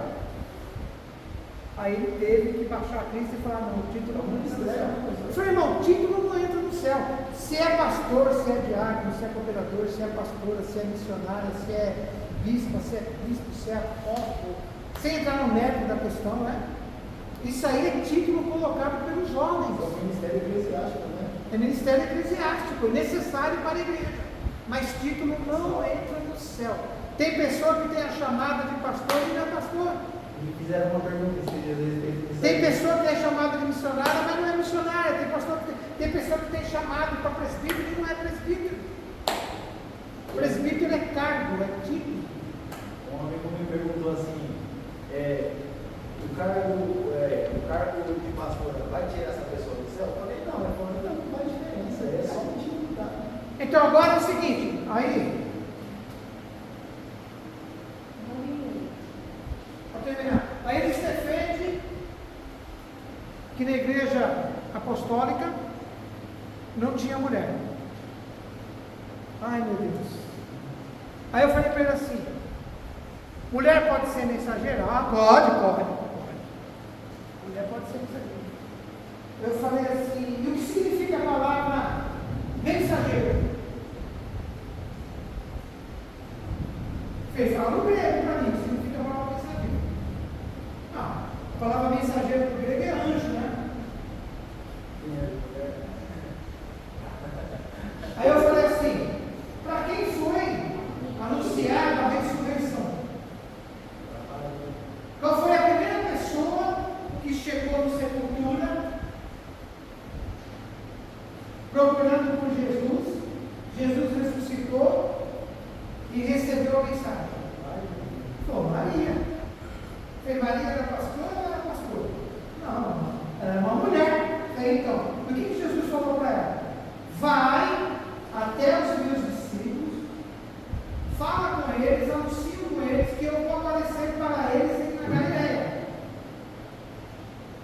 E o Senhor vem dizer para mim que mulher não tem chamada? Aí, não é bem assim, porque não é pastora, eu falei, Raquel não tem na Bíblia. Você está apertando, não é verdade. Então, Raquel não tem na Bíblia. Precisa ler lá. E Raquel era pastora de ovelha, então não pode ser pastora. Aí você começa a quebrar. Aí ele foi, então, para a explicação do irmão. Eu falei, agora eu vou dar uma explicação. Como vai ser com os irmãos aqui agora. Quando Paulo, eles usam essa passagem, né? Quando Paulo falou assim, a mulher esteja calada na igreja. A mulher, lá em Timóteo, esteja calada na igreja.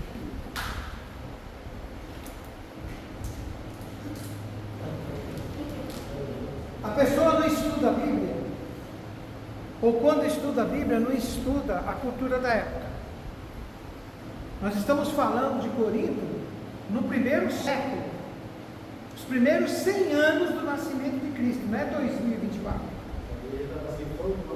Se formando 100 anos, os primeiros 100 anos de Cristo.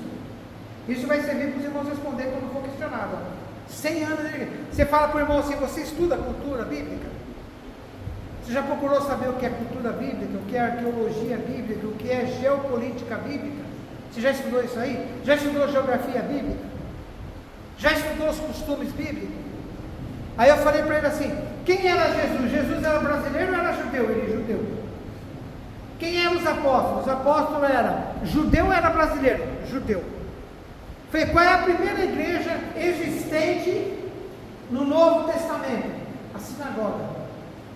Falei, a sinagoga era regida por quem? Por judeus. Quem é que frequentava a sinagoga? Fariseus, saduceus, helênicos, zelotes e outras classes políticas religiosas de Israel. Falei, mulher podia entrar na sinagoga? Não. Falei, Jesus era o quê? Judeu. Os apóstolos eram o quê? Judeu. O apóstolo Paulo era o quê? Judeu. Falei, ele trouxe o costume da sinagoga, porque a mulher tinha que ficar calada na sinagoga. Quando ele fala lá, a mulher esteja calada na igreja, ele está saindo da sinagoga e está pregando entre os gentios. Então ele está trazendo um costume da sinagoga. E por que ele falou isso na igreja de Corinto? O senhor já estudou? Não. O que as mulheres estavam falando? As mulheres estavam trazendo para a igreja de Corinto conversas íntimas. O seu marido faz isso? A sua mulher faz isso? Dentro da igreja, com conversinha. Você já brigou com seu marido? Já? Fofoca, irmão. Você faz isso, faz aquilo. Como é que vocês fazem? Como é que vocês fazem, neném? Qual é o costume de vocês lá? Aí Paulo se levantou e falou, vocês estejam calados na igreja. Se vocês tiverem alguma dúvida, procurem os seus maridos, perguntem para o seu marido na vossa casa, na casa de vocês. Esse assunto não é para discutir dentro da igreja. A igreja não é para isso.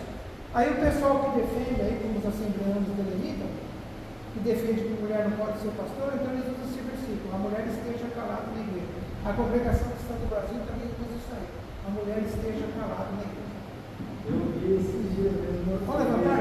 Eu vi esse estudo, e aí ele fala que, depois as mulheres, elas estavam tendo essa falácia, mas também estavam tendo muitos relacionamentos extras, e elas estavam disseminando essa prática para que as outras também tivessem a mesma conduta. E aí Paulo vem e exorta a igreja e as mulheres que estavam na frente ali, disseminando essa conduta anticristã. Mas ele foi o pastor presidente, né? Para que viesse para que cessasse. Que acabasse com isso aí. Então eles usam essa passagem aí para dizer que é proibido o pastorado feminino. Agora, lógico que se você puder ter um homem na frente da igreja, a mulher como agitadora, é excelente. Igual o caso aqui. Eu sou o pastor presidente e minha esposa é vice-presidente. E responde por mim. Mas o cabeça é o homem. É importante isso aí. Para todos os motivos, né? Agora, não que a mulher tenha menos inteligência, tenha menos poder de Deus, tenha menos conhecimento, não. Se você for ver mulheres aí, tem mulheres aí, pelo amor de Deus, vê a Camila, a pastora Camila. Vê a pastora Raquel. Vê aquela Milhomense.